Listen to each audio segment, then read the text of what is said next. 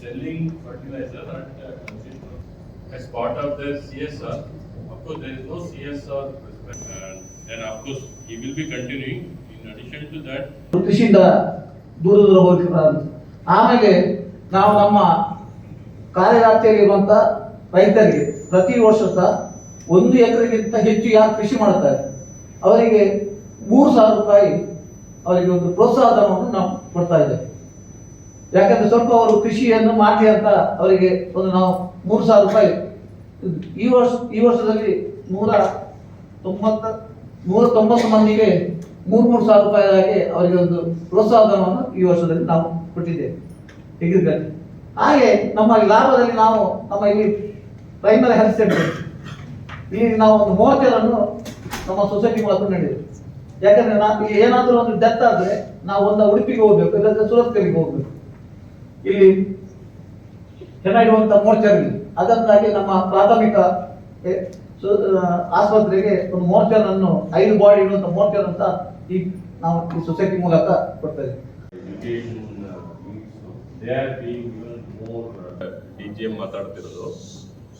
ನಬಾರ್ಡ್ ನಮ್ಮ ಒಂದು ತರಬೇತಿ ಸಂಸ್ಥೆ ಏನಿದೆ ಮಂಗಳೂರಿನಲ್ಲಿದೆ. ಇಲ್ಲಿ ನಾವು ಎಲ್ಲ ಬ್ಯಾಂಕಿನ ಅಧಿಕಾರಿಗಳಿಗೆ ಮತ್ತೆ ಇತರೆ NGO ಸಂಸ್ಥೆಗಳಿಗೆ ಮತ್ತೆ ಯಾವ ಸರ್ಕಾರಿ ಸಂಸ್ಥೆಗಳ ಅಧಿಕಾರಿಗಳಿದ್ದಾರೆ ಇವರಿಗೆ ಎಲ್ಲರಿಗೂ ಬ್ಯಾಂಕಿಂಗ್ ಮತ್ತೆ ಕೃಷಿ ಅಭಿವೃದ್ಧಿಗೆ ಸಂಬಂಧಪಟ್ಟಂಗೆ ಏನು ತರಬೇತಿಗಳು ಇದೆ ಆ ಎಲ್ಲ ಕಾರ್ಯಕ್ರಮಗಳನ್ನು ನಾವು ನಡೆಸ್ತೀವಿ. ಈಗ ಪ್ರಸ್ತುತ ನಾವು ನಮ್ಮ ನಬಾರ್ಡ್ನ ಅಧಿಕಾರಿಗಳು ದೇಶದ ಮೂಲೆ ಮೂಲೆಗಳಿಂದ ಬಂದಿದ್ದಾರೆ. ಅವ್ರಿಗೂ ಸಹ 2 ವಾರಗಳ ತರಬೇತಿಯನ್ನು ನಡೆಸ್ತಾ ಇದ್ದೇವೆ. ಸೊ ಈ ತರಬೇತಿ ಅಂಗವಾಗಿ ನಮ್ಮ ಉದ್ದೇಶ ಏನು ಅಂತ ಹೇಳಿದ್ರೆ, ಇವರು ದೇಶದ ವಿವಿಧ ಭಾಗಗಳಿಂದ ಬಂದಿದ್ದಾರೆ. ನಮ್ಮ ಕರ್ನಾಟಕದ ದಕ್ಷಿಣ ಕನ್ನಡ, ಉಡುಪಿ ಈ ಒಂದು ಭಾಗದಲ್ಲಿ ಸಹಕಾರಿ ಸಂಸ್ಥೆಗಳು ತುಂಬಾ ಅತ್ಯುತ್ತಮವಾಗಿ ಕೆಲಸ ಮಾಡ್ತಾರೆ.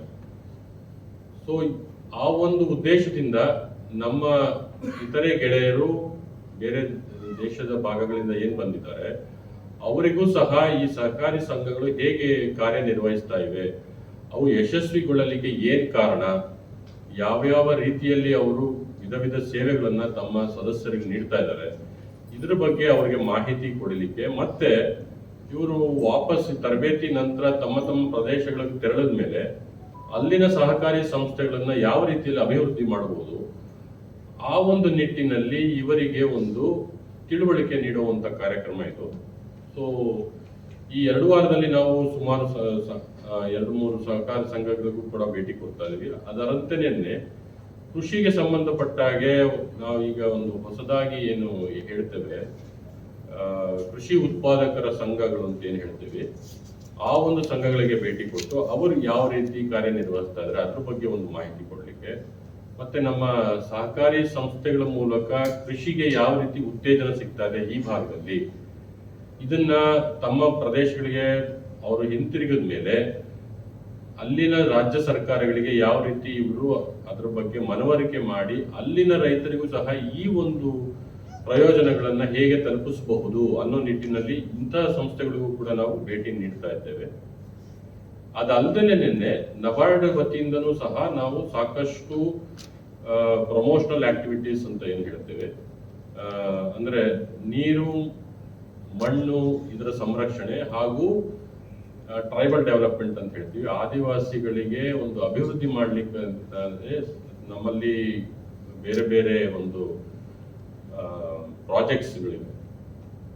ಸೊ ಆ ಪ್ರಾಜೆಕ್ಟ್ಸ್ಗಳ ಮುಖಾಂತರ ನಾವು ಯಾವ ರೀತಿ ಸಮುದಾಯದ ಏಳಿಗೆಗೆ ಒಂದು ಕಾಣಿಕೆ ನೀಡ್ತಾ ಇದ್ದೀವಿ ಅಂತ ಅದ್ರ ಬಗ್ಗೆ ತಿಳಿದುಕೊಳ್ಳೋದಕ್ಕೆ ಸಹ ನಾವು ಕೆಲವೊಂದು ವಾಟರ್ ಶೆಡ್ ಡೆವಲಪ್ಮೆಂಟ್ ಪ್ರಾಜೆಕ್ಟ್ಸ್ ಮತ್ತೆ ಟ್ರೈಬಲ್ ಡೆವಲಪ್ಮೆಂಟ್ ಪ್ರಾಜೆಕ್ಟ್ಸ್, ಹಾಗೆ ನೀರಿನ ಬುಗ್ಗೆಗಳು ನಾವೆಲ್ಲ ಕೇಳಿರ್ಬೋದು, ಸ್ಪ್ರಿಂಗ್ಸ್ ಅಂತ ಏನ್ ಹೇಳ್ತೀವಿ, ಅದನ್ನು ಸಹ ಸಂರಕ್ಷಣೆ ಮಾಡ್ಲಿಕ್ಕೆ. ಯಾಕಂದ್ರೆ ಹಲವಾರು ಕಡೆ ನಾವು ನೋಡ್ತಾ ಇದೀವಿ ಈ ನೀರಿನ ಬುಗ್ಗೆಗಳು ಏನಾಗ್ತಿವೆ ಬತ್ತು ಹೋಗ್ತಾ ಇವೆ.